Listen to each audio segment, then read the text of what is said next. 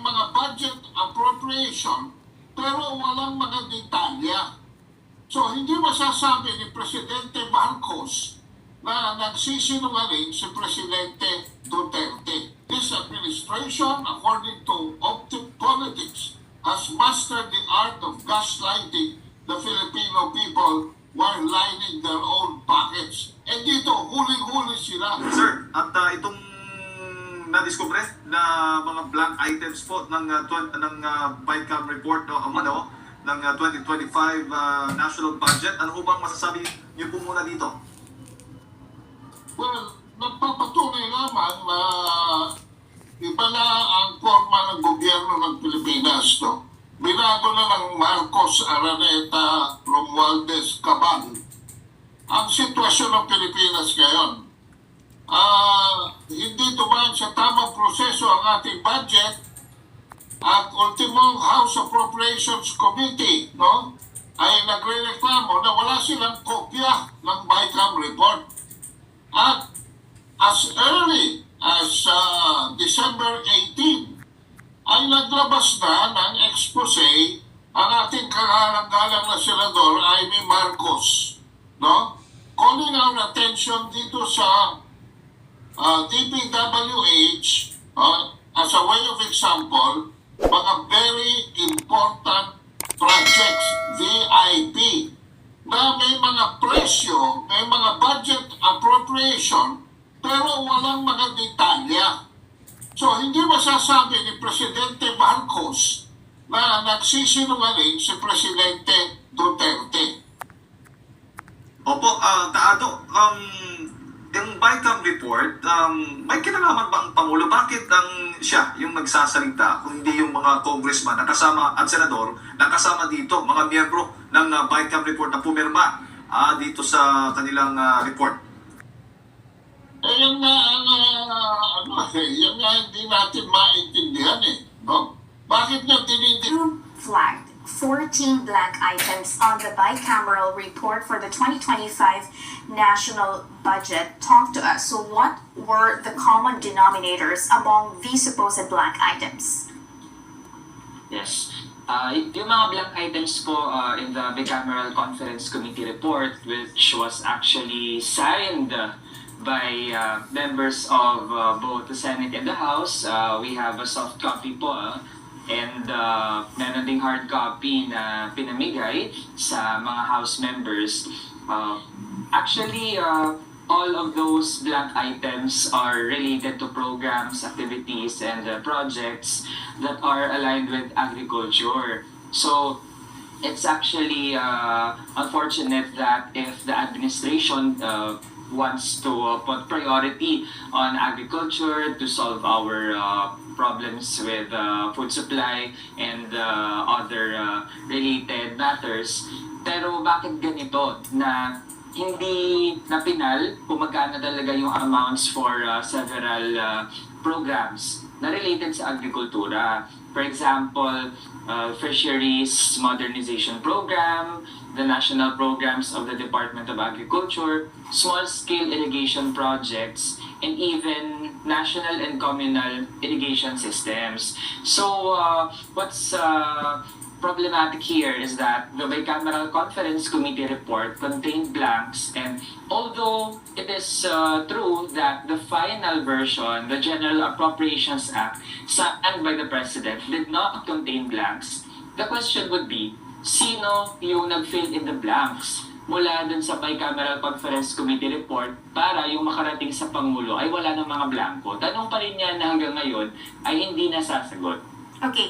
Sir, bago natin pag-usapan kung paano nyo balak masagot yung tanong na yan, na napakahirap naman talagang sagutin, let's first underscore to our viewers that the dissonance in the statements of Kabataan Party List representative and other lawmakers who are flagging this discrepancy, as well as the denial of Malacanang and Senate President Cheese Escudero, lies in the fact that they are talking about two very different ang epekto nun ay hanggang dun sa yung final product, which is the 2025 national budget through the General Appropriations Act. Sa bahagi din ng Malacanang, hindi ba sila nagtataka kung saan nanggaling Taliwas ang posisyon ni Kabataan Party List Representative Raul Manuel sa ipinahayag ni Senate President Francis Chis Escudero na otorisado ang Bicameral Conference Committee na magpuno, magwasto at maglagay ng mga posibleng nakaligtaan sa bicameral report para sa 2025 national budget. Ayon sa Makabayan Block Solon, apektado ang General Appropriations Act o ang batas na nagpapatibay sa 2025 national budget dahil sa natuklasan ang blankong item sa BICAM report. Si Davao City 3rd District Representative Isidro Ungam ang unang naghayag ng issue. Nakasaad doon na otorisado ang Committee on Appropriation and Finance na mag-correct, magpuno, maglagay dahil posible na may nakaligtaan doon. Ayon kay Representative Manuel, hindi dapat pinalalampas ang umano'y blankong items. Ang mambabatas gayon din sina ACT Teachers Party List Representative Franz Castro at Congressman Ungab ang tanging mga kongresistang kumumpirmang may mga blankong probisyon sa BICAM report para sa 2025 national budget. Bagay na pinabulaanan naman ang mga senador na miyembro ng BICAM. Pero hindi din pwedeng palampasin ito na bakit nangyari ito. Kasi kung papalampasin natin ito, ano yan, baka yung mga susunod na BICAM report, di pwede pala mas marami pa yung blanco. Kasi ang sasabihin lang ay, basta okay yung enrolled bill, ay pwedeng hayaan na kung ano naman yung nasa BICAM report. Defend itong mga taong ito. At bakit itong si Lucas Bersamin na nagdi-defend sa kanya? Dapat pagsalitain niya dyan, si Grace po. Pagsalitain niya dyan, si Saldi ko, no? Ang nangyayari, ang presidente ang sumasalag, no? Hindi naman niya trabaho yan eh.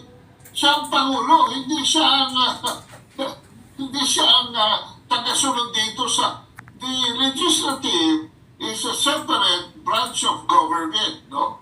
At kanina, nakikinig ako dito kay Congressman Ungam. Puro totoo naman yung sinasabi ni Congressman, no? Puro totoo. Kaya ako ay nangangamba dito sa sistema nito ng ating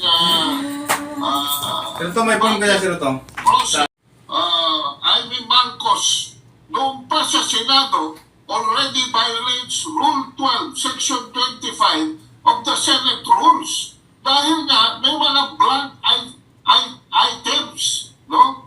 Na ang nangyari ngayon, nung dumating sa BICAM, blank pa rin para i-fill up ng Pangulo ng Pilipinas doon sa mga taong pamumugmula niya ng pera ng sambayan ng Pilipino na karamihan pa naman ay galing sa utang. So huwag siyang padalos-dalos, no? Ito may mga nagsasabing analyst na ito ay metaphor. Excuse me, I don't think this is a metaphor. I think this is a gross violation, no, of the budgeting process that has been a tradition and a matter of rules. House Committee on Appropriation, no? Itong si Brosas mismo nagsasabi, wala rin kopya ng 2025 BICAM report. Ano ba ito? Ang tawag dito ni Amy Marcos ay himala. Napakalaking himala, no?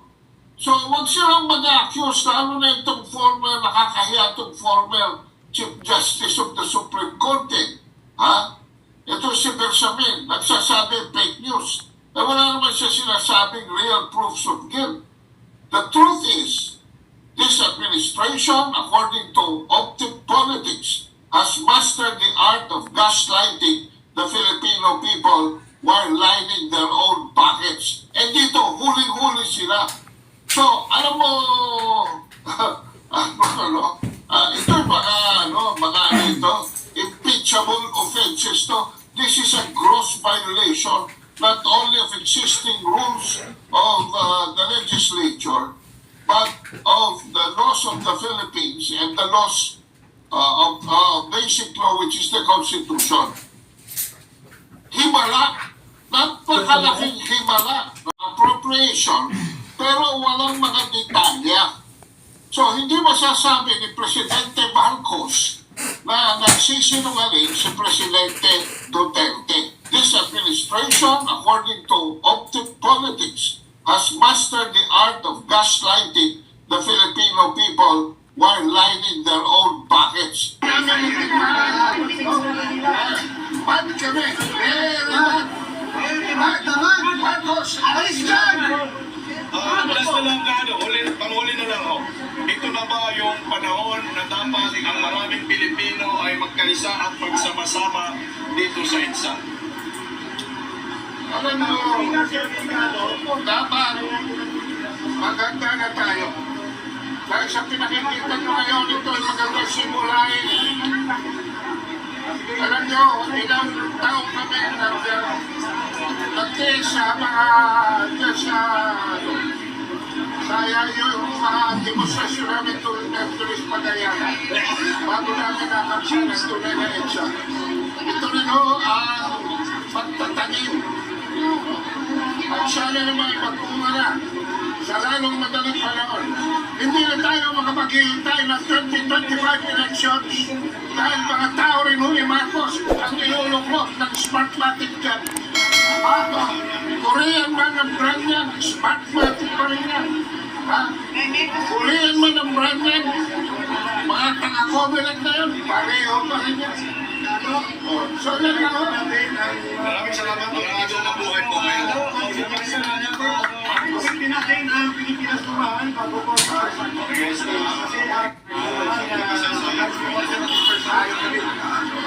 kahit tayo isintonado, sa pagtandi ang Pilipinas sa puso.